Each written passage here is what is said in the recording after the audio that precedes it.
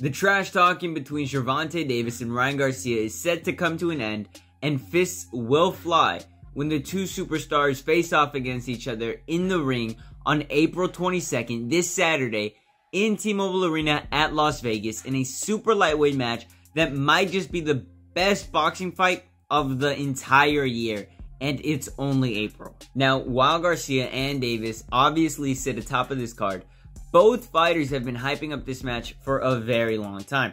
But while doing so, they've both collected a pretty impressive undefeated record, which only really adds to the anticipation, let's be real. Now, this fight is taking place at 136 pounds, which is just 1 pound over the lightweight limit, which is why it's, it's super lightweight. Who cares? So to kick things off, let's take a look at Gervonta Davis's backstory. Now, this was a kid growing up in the 90s in Baltimore, Maryland, where the streets were pretty rough. So his parents allowed him to spend most of his free time after school at the local boxing gym. Now, this was huge because by the age of 5, Gervonta Davis was already training to be a boxer. And it paid off massively because at 12 years old in 2006, Gervonta Davis was already winning some competitions, some tournaments in 6, 07, 08, and so on. And it really paid off because in 2013, Gervonta would have his first professional debut fight against Desi Williams. Now, this bout was scheduled to go 4 rounds, but it didn't matter because Gervonta knocked this man out before the first round even ended. Yes, Gervonta won his first ever professional fight by KO, and things only continued to go up from there. Because from 2013 to 2015, Gervonta's, he strung a couple of impressive wins together, and that led to a very important fight in 2015. Now, the fight I'm referring to is one where Gervonta Davis took on Ricky Dulé in 2015. Why is this fight so important? Because it was the first time that Gervonta had a chance to fight in front of a large audience on television. Because this was an undercard for the main event, in where Floyd Mayweather took on Andre Berto in 2015. Yeah, you remember that fight? I'm pretty sure you can guess how it ended. Floyd Mayweather is still undefeated, so you can see how that went. Anyway, Dulé entered the fight against Gervonta with an impressive 8-1 record, but it wouldn't matter because he too ended up getting knocked out in the first round. Now, I, along with most other boxing connoisseurs, would argue that this is the fight that put Gervonta on the map. Because only a month later, Gervonta would have a chance to go up against his first former world title holder in Cristobal Cruz. Now, Cruz was well past his prime at this point, meaning that he didn't put up much of a fight and ended up losing by TKO in the 3rd round. Thus leading to Davis having 15 knockouts in his first 16 professional fights, leading to his first world title shot in 2017. Where Gervonta Davis took on Jose Pedraza in an IBF junior lightweight title, where both fighters entered it undefeated, but only one would walk away champion. Now, I'm pretty sure you could assume who won that fight, considering that fact that Gervonta Davis is fighting Ryan Garcia on Saturday, and, Jose Pedraza is nowhere to be found.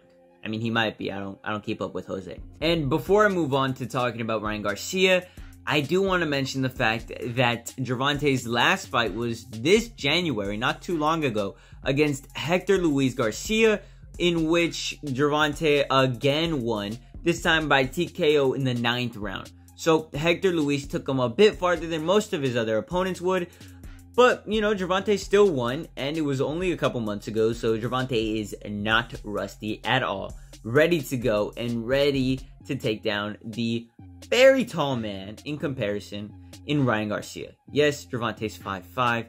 Why doesn't anybody really talk about that? I mean, what? Ryan Garcia, which is a man I'm about to get into, has a 6-inch height advantage at 5'11". Now, this man has a very, and I mean very different story from Gervonta. Now, I won't get into too much detail on Ryan Garcia's backstory, because I did just cover, his entire upbringing a few months ago in this video right here. So if you want to see that, just click this link right above.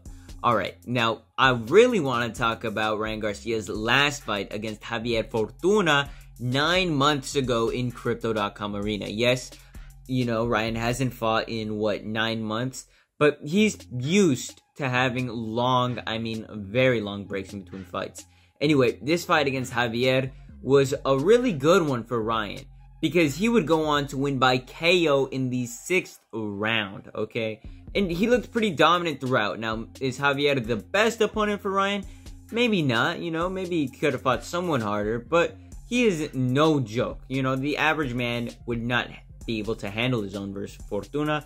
So I think that Ryan did a pretty exceptional job here. Now, one of the biggest worries for Ryan is the fact that, again, he is pretty inconsistent when it comes to fighting, whether that be because of mental health reasons, COVID, delays, injuries to him or his opponent. So, some might be concerned with the fact that he's not ready to fight Davis, but honestly, Garcia would tell you otherwise. He has been training for Davis for a long time. Multiple years. This is the guy that Garcia wants. He believes that he can take Davis on, and honestly, so do I. You see, in this head-to-head match, Davis might have some of the best pound-for-pound power in the sport, and his speed should definitely not be overlooked, but Davis does come with a lot of physical disadvantages. He is only 5'5", like I've mentioned, and only has 67 inches with reach. Now, it hasn't seemed to affect Gervonta's entire career, but he's going to have to work a lot harder if he wants to knock out Ryan Garcia. Plus, Davis tends to fight in stretches of passivity. Knowing he has the ability to knock out his opponent in one blow, he'll tend to wait for the perfect opportunity to strike. And, it's not like he's always fighting with the intention to win rounds. And you can see this in fights against Rolly Romero and Mario Barrios, where, yes, the Tank Davis does give up a lot of early rounds to his opponents. Romero was pretty much outboxing Davis for the first half of that fight. But to be fair to the Tank, he did end up getting that perfect moment in the 6th round versus Romero, where he knocked his ass out. But the problem with that is, I don't know if that moment comes for Gervonta when he's fighting Ryan Garcia. Ryan Garcia is a better fighter, obviously, and I don't think Garcia lets that opportunity come. Why? Well, it might just be because of Garcia's blistering speed. Yes, Davis's hands are pretty fast, but they are nothing in comparison to how fast Ryan Garcia throws his punches.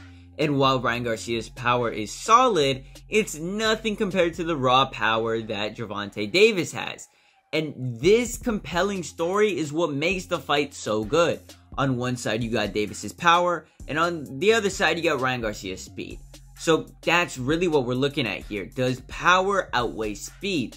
That is the question. And that's basically all I have to say for this fight. Yes, I have Garcia winning. In what round, I couldn't tell you, but it's probably going to be a TKO or maybe even a decision. I don't see either of these guys getting KO'd. If anything, maybe the ref stops the fight a little early for one stupid case or the other. That's where I have the fight, alright? So, I'll catch y'all later. Much love to the boxing fans especially. Deuces.